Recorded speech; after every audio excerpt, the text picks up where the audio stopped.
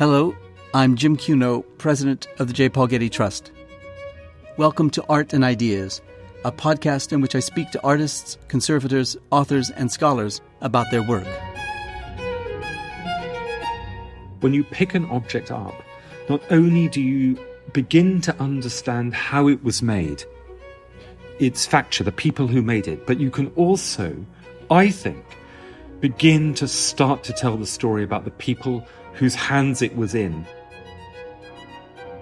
In this episode, I speak with the ceramicist and author Edmund de Waal about his new book, Letters to Camondo.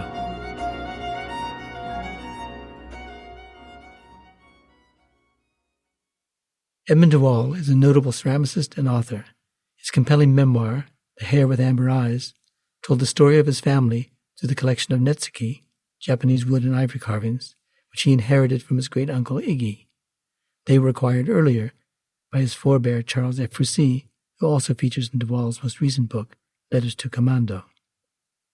Camondo was Count Moise de Camondo, who with Charles F. Froussy, Edmund's great-great-grandfather, was a major figure in Parisian Belle Epoque high society. Camondo built a major collection of 18th century decorative art, which he intended to pass down to his son Nissim. After Nissim died in the First World War, his father memorialized him by turning their family house into a museum. And that's only the beginning of their story. Letters to Camondo is a book about memories and memory, stories told by a master storyteller, Edmund de Waal. I spoke with Edmund from his house in London. Edmund, it's wonderful speaking with you again. It's a huge pleasure to be back in conversation, as always, Jim. Now, your book is an epistolary memoir told through words and photographs. The conceit, I think, is similar to W.G. Sebald in his Rings of Saturn. You even quote Sebald in your book when he says ash is a redeemed substance like dust. How much was Sebald a model for you? Sebald haunts me. He haunts anyone who tries to write about memory and Europe and tries to write about cities. So if you're traveling round the attics and archives of Vienna or Prague or indeed Paris in this case, of course you've got Sebald somewhere with you.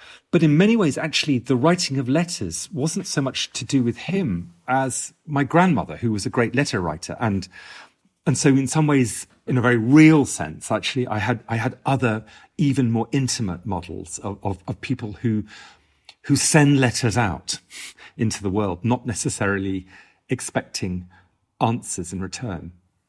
Yeah, you structure the book as a sequence of letters to a friend, as you said. You tell your friend that you're making an archive of his archive and that among his things you found are manifests for cargo and manifests for people as cargo, and that you find this difficult. We don't know the name of your friend until the fourth letter, Moshe, his first name, and Camondo his last. Why did you wait so long? I think because letters are so intimate, is that I kind of wanted people to be with me. I actually start, Jim, sitting on a park bench in the Parc Monceau, this beautiful Parisian park. And then I get up, it's a sort of damp day, I get up and walk out of the park and walk up the street and ring a bell. And in some ways, I wanted people to be on that sort of intimate journey and then gradually discover Moise, as you say, and then the name of the house, Camondo, and be drawn in tonally, I suppose, by that exploration. This isn't grand non-fiction. This isn't me trying to explain anything. This is very much me exploring something with someone who I feel I know, and I want people to sort of come along and get to know him too during the book, during the series of letters. Yeah, in your sixth letter, you tell us your friend was born in a stone house at 6 Camondo Street in the Galata neighborhood of Constantinople. What were his family's early circumstances? So the Camondo family are sort of plutocratic Sephardi Jewish family, bankers and merchants. And they're one of those sort of dynastic families who are quite sort of gripping, really, because they connect from one country to another. They're very much sort of on the edges of lots of different countries. And they began in the 18th century and became hugely well off. And then, like lots of Jewish families in the 19th century, they're on the move. They turn up in Paris in the 1860s, just as the same time as my own Jewish family turn up in Paris. So they're parallel Jewish dynastic families. But there's always this feeling of them coming from somewhere else with this sort of hidden backstory of somewhere else behind them. In your next letter, you introduce us to your family, the Ephrussi, if I pronounce it correctly, Ephrussi family. That's correct, yes. Yeah. And how they came to Paris and to the Rue de Monceau by chance 10 houses away from Moshe's family. What were the early circumstances of your family, and when did they meet the Camondo family?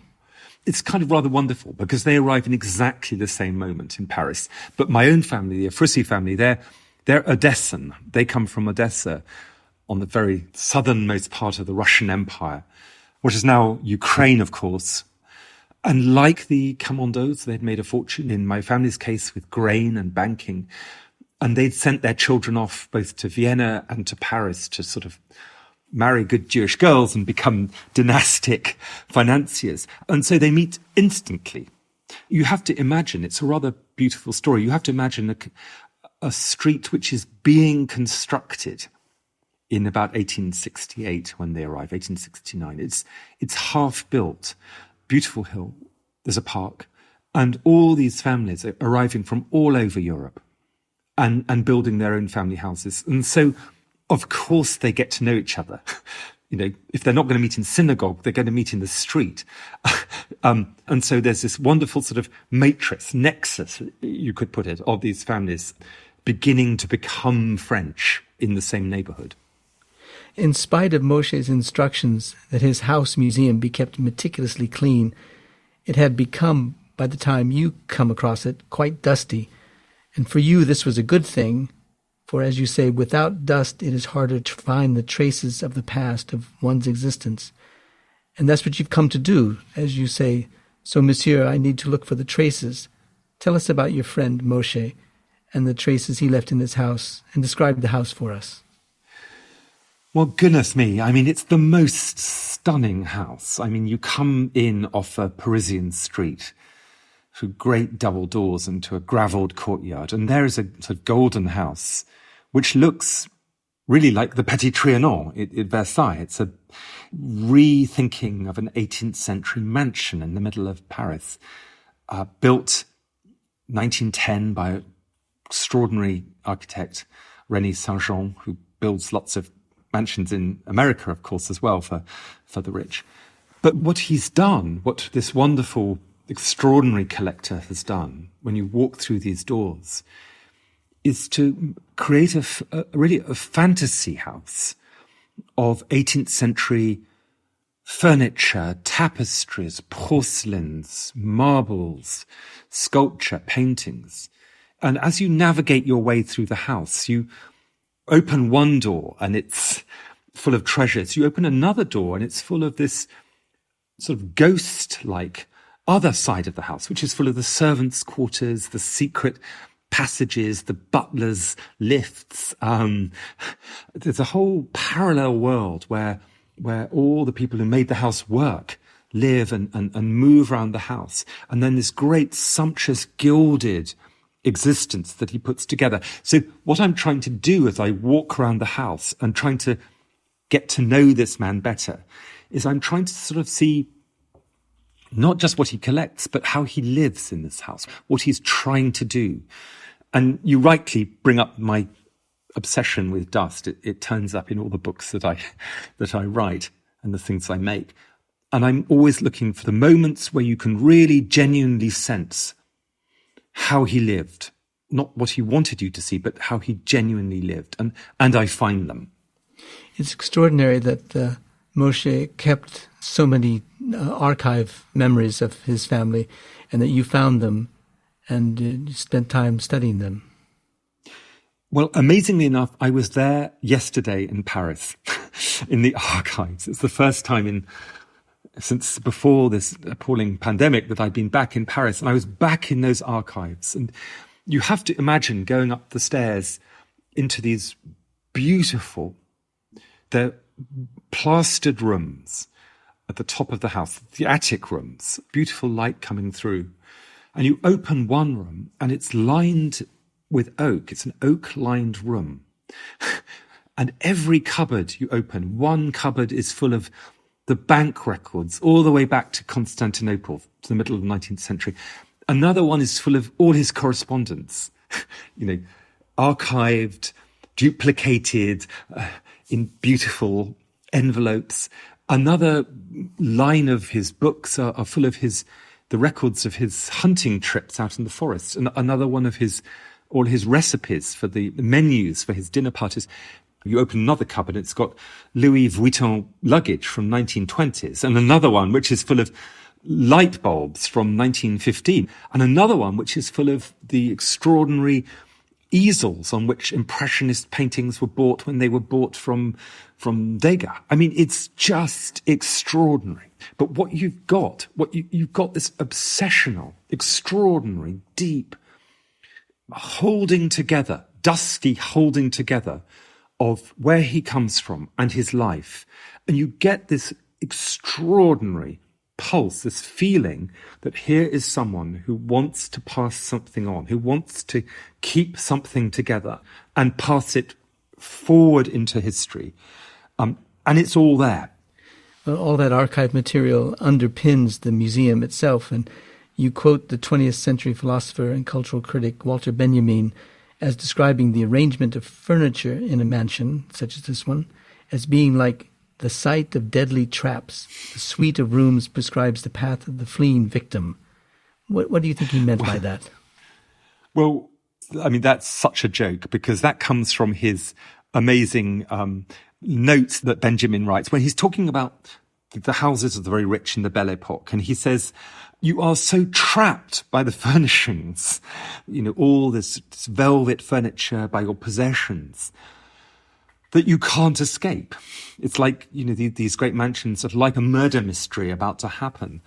This really refers to the house that he pulled down, actually, his parents' house, which was even more ornate and even more full of astonishing gilded furniture.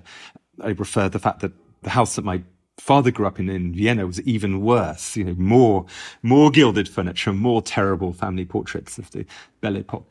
And so what Benjamin is saying is that when you look analytically at architecture and buildings, you have to try and imagine how people are living and whether they're creating a space for themselves, their children, that is a place of refuge or a place of escape. He's trying to say, what do these houses mean of these great Jewish families? What are they trying to say by building and collecting these extraordinary quantities of possessions? What's going on? And he says they are sites of deadly traps. And of course, what he doesn't say and what he couldn't know is that, of course, ultimately they were.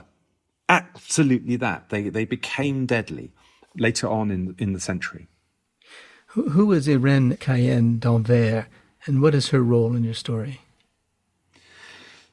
So Irène Cayenne d'Anvers is the daughter of another Parisian Jewish clan, another Parisian Jewish banking family who live very close by. My own family are very close to them. The Camondo are very close to them. They all intermarry. And Irène marries as a young woman. She marries Moise, he's 35, she's practically only 18. And it's a sort of one of those sort of dynastic marriages, arranged marriages that sort of haunt these families. And it's profoundly unhappy marriage. They have two children, Nissim, the little boy, and Beatrice, the girl. And then they separate after 2 or 3 years. She runs off with a rather rakish riding instructor, and eventually marries him. He's a ne'er-do-well society man. I found a picture of him in his riding gear wearing a monocle, and you'd cross the street to avoid the man, I have to say. One thing that does sort of happen very early on with Irène, and it's underpins my letters and really my narrative in the whole book is that she's painted with her sisters by Renoir when they're children. My family, Charles Frissy, who was a cousin of my great-grandfather, the figure who I write my last book, The Hair with Amber Eyes, about, persuades this family and many families to commission Renoir to paint all their children, to paint family portraits. And Renoir paints Irène beautifully as a small girl with fair hair in a blue robe sitting in the garden in Paris. It's an enchanting portrait, and it sort of haunts the book, haunts my letters to Monsieur Camondo. Tell us more about Nissim. So Nissim, the son, he's not terribly bright. He's a very nice, not terribly bright boy, but obviously hugely affectionate. At the beginning of the Great War in 1914, he like a good, loyal French citizen, he joins the army. He joins the new Flying Corps, and tragically in 1917, his plane is shot down over the front. And there's a sort of tragic series of letters where Moise de Camondo has no idea what's happened to his son. And the search party's looking for him. The plane has gone down in flames. They don't know. And people write to him. And Proust writes a very beautiful letter to Camondo about his son, saying, I'm with you in this moment of waiting and of anxiety and grief. Finally, they discover that his son has been killed, was shot down. And then there is this sort of dreadful process of trying to repatriate his body from a German cemetery, which eventually happens after the war. But what happens, Jim, is that Monsieur Camondo, this great collector, his life is irrevocably changed by the loss of his son. Everything changes at that moment. Now, your grandmother, Elizabeth Frissy, comes into the picture about this time in 1922. She moves to Paris in 1928 and marries your grandfather, a Dutchman. Tell us the circumstances of their meeting. So my grandmother, born in Vienna, of course, and a scholar and a writer, moves to Paris and has a wonderful life in Paris. She lives with one of her great cousins. She visits the Camondo family. But she falls in love with my grandfather in the middle of the 1920s. He's a businessman, and she marries him in 28. They live in Paris for a very happy few years, just on the edge of the Bois de Boulogne. That's where my father and uncle are born. And my father, who is still with us, he's in his mid-90s now, recalls this life of Paris as being rather wonderful, actually, growing up in Paris right at the end of the 20s, the beginning of the 30s. And really, I bring my grandmother in to the whole story, partly because this is a family story. When I'm writing to the Count Camondo, I'm writing to a cousin of my grandmother's and someone she knew. So I bring in her and my father and their upbringing in Paris just to kind of bring the family connections all meshed together. And I wanted to bring that alive. Now, it's because of the death of his son, Nissim, that Moshe converts his house into a museum, the Musée Nissim de Camondo, with specific restrictions on how things should be displayed. You say that what Nissim's father did was perverse. You say it takes a bet on the future. What do you mean by that? What he's doing is quite extraordinary. What he's trying to do, Jim, is to say that he wants to give this house, a perfect house, in memory of his son and indeed in memory of his father, to France. France, because France has welcomed them. Now, in order to do that, he wants to make something which is completely perfect, a house which embodies what he thinks is a quintessential view of France at its most civilized period, the end of the 18th century. This is the time, as you know, when Napoleon gives equal rights to Jews, the first time that Jews have equal rights in any European country. So for him, France is the epitome of a civilized country. So he puts this collection together, and it's really, really important to him, and perverse, because what he says is, when I leave this house to France as my great gift, nothing should be moved. Everything will be as it should be. Nothing should be loaned to any museum at all. And this has been heartbreak for curators and museum directors ever since, endlessly trying to borrow things from the Moise de Camondo without avail. But everything should stay together, because what I've done is to make a complete work of art, a complete environment where every single clock and garniture of porcelain and tapestry and everything works together. And so that when you walk through the doors, you will experience the house as if I've just left it, as if I've closed the door and walked across the courtyard. So a bet on the future. What he's saying is France will accept this gift and will remember our family as being great benefactors and loyal citizens of France. And of course, we know what happens next.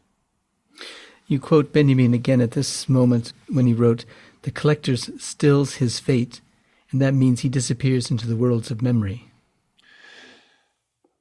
Well, that's it, isn't it? I mean, for goodness sake, you have stewardship over extraordinary collections, and this is part of the sort of warp and weft of how we think about museum collections, is we often look at museums and see particular collections that have come into museums as complete entities with the proviso that nothing should leave, that this is a gift which has to be kept intact. And what that's doing is someone saying, my name will continue, my taste will continue, my passion and my scholarship and my reach into the world will continue because my collection is in the Wallace collection, or in the British Museum, or the Victoria and Albert Museum, or in the Getty, or has its own particular house and space, as in the Camondo. So you still your fate. What you're trying to do is you're trying to pause the world, slow the world down.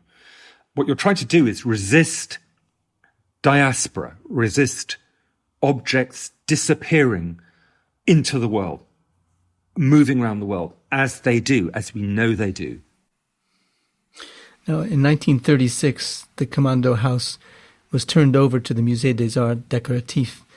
What was the effect of that on the character of the museum? You just described it so eloquently, the character, the shift, the change from a private museum to a public museum.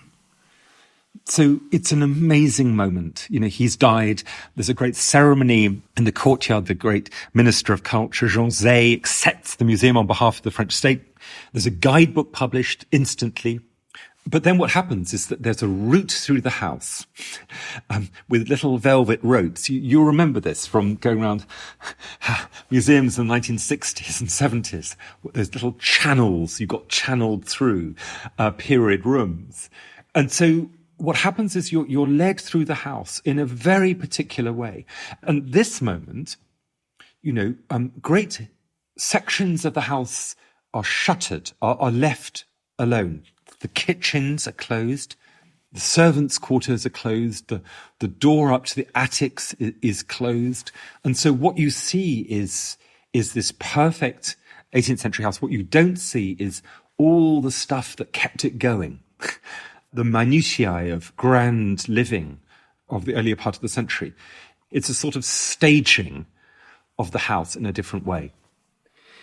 4 years later, on October 4th, 1940, a law was passed in France to intern foreign Jews. Lives were threatened, and the Musée Nissim de Camondo and its collection were at risk. Tell us about the fate of the collection and the lives of those associated with it, especially Léon Ranac and his family.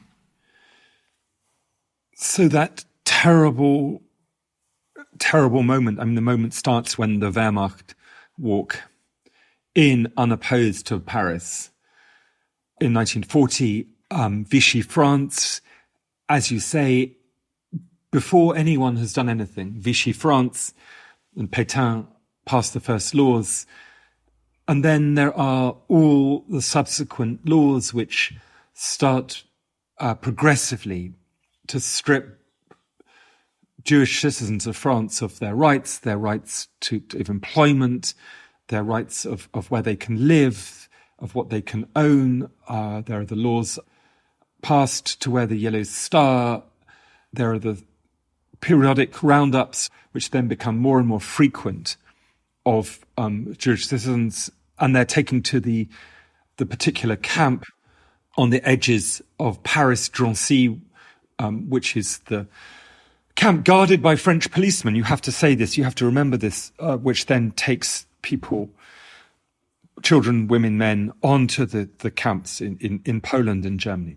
So while that is all happening, there is the stripping away of art collections, of possessions from Jewish citizens. And the house that Irene grew up in becomes a camp where crockery and bedding, which is looted from Jewish houses, is sorted out and passed on to the SS. And the family, Moishe's daughter Beatrice and her husband Leon, and their two young children, both teenagers, Fanny and Bertrand, they try and escape. They try all kinds of things to try and evade what's going on. But ultimately, all four of them are arrested and taken to that camp, Drancy, that camp. This is the moment when, you have to reflect. There's a very poignant, doesn't really say it, tragic letter where Leon Reinach writes from the camp saying, our families have given so much to France. People have died in the First War. My family have given a huge house and collection in the south of France, the Villa Kerolos to France. My wife, Beatrice's family have given the Camondo collection to France. The Louvre is full of pictures we've given. We're good French citizens. And there's a response from the particular SS adjutant who's responsible for looking at these letters, who just writes no response across the letter. And what happens, of course, is that all four of them are deported on the convoys to Auschwitz, and they're murdered in 1944. And finally, Beatrice Camondo Reinach is murdered in 1945. This gives it a deeper meaning to the earlier reference to dust and ash in the stories they trace. It gives such a meaning to the meaning of this place.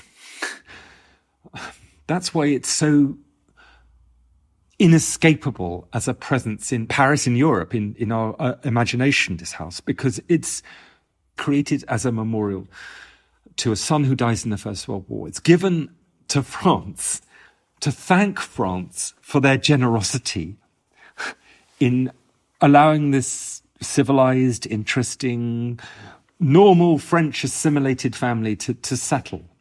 And then 4 years later, they're humiliated, and 6 years later, they're arrested, and 7 years later, they're murdered. So the question is, Jim, what does a memorial mean? There it is. It's a memorial for a lost son created by Moise de Camondo, who I write to, saying, I can understand what you're trying to do, but memorials don't fit their purpose. They're fissile. When I go into that house, when I go into the archives, it nothing fits. It's just painful. It's just profoundly painful. You write that objects carry a variety of meanings. They belong in all the tenses. They are unresolved, unsettled, essay. What do you mean by that?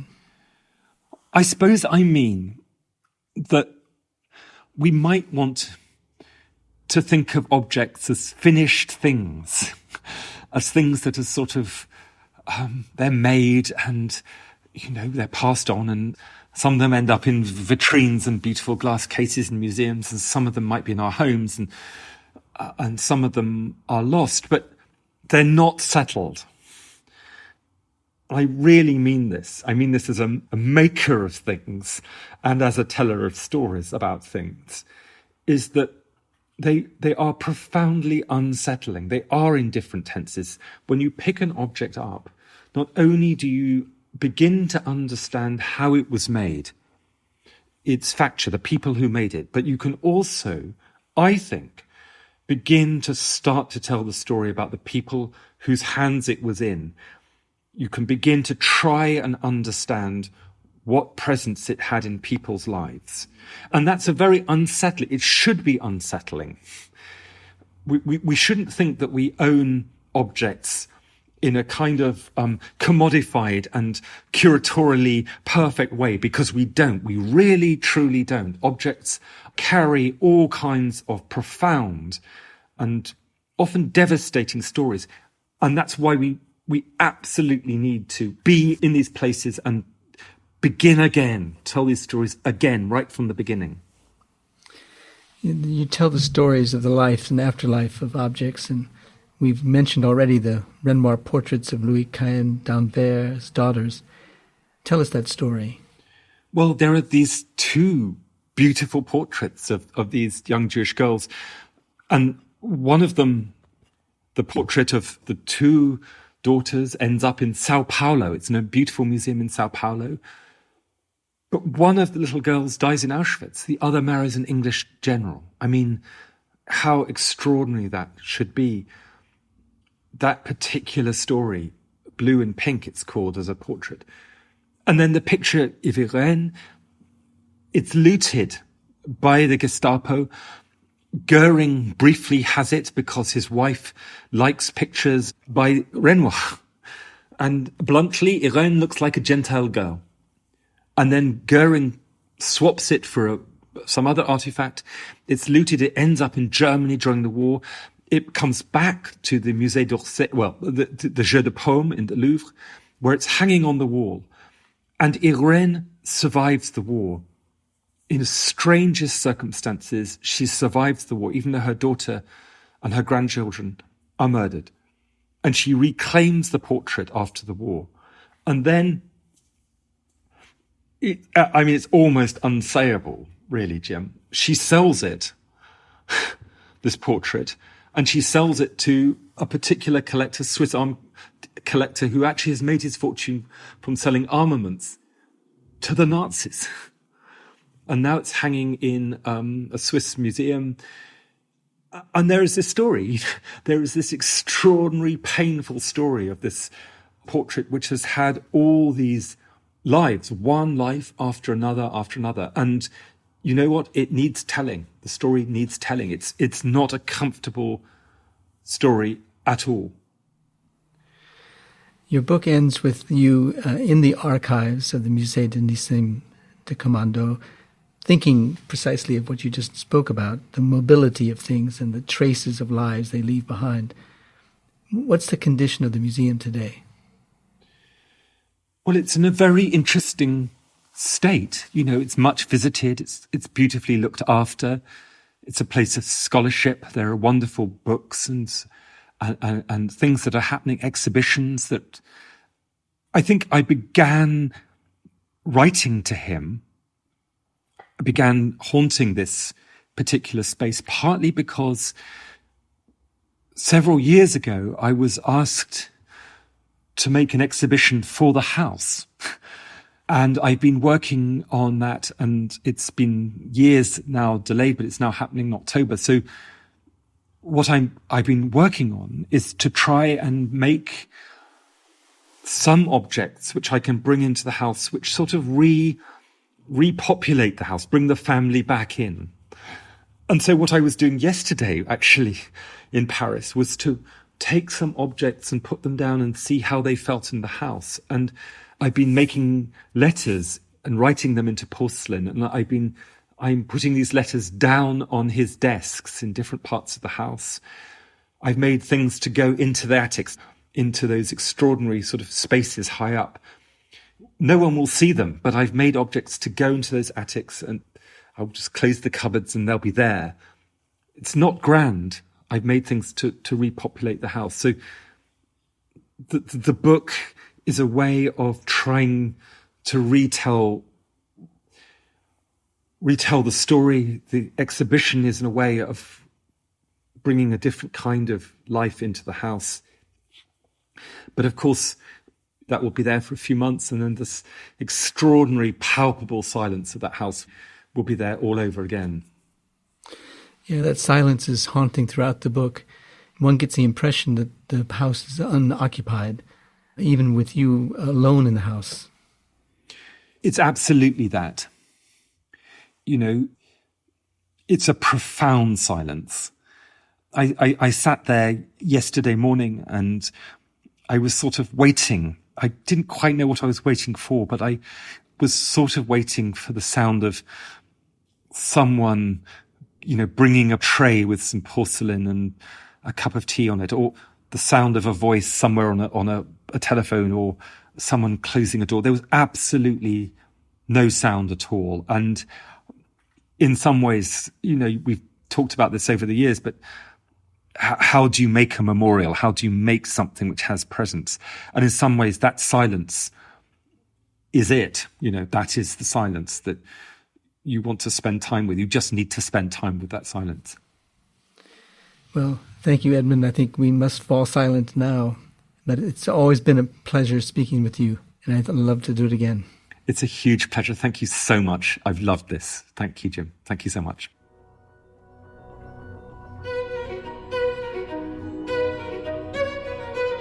This episode was produced by Zoe Goldman, with audio production by Gideon Brower and mixing by Mike Dodge-Weisskopf.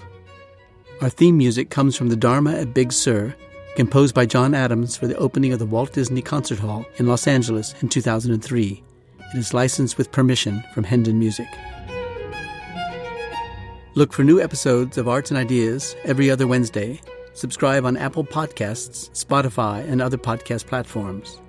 For photos, transcripts, and more resources, visit getty.edu/podcasts, or if you have a question or an idea for an upcoming episode, write to us at podcasts@getty.edu.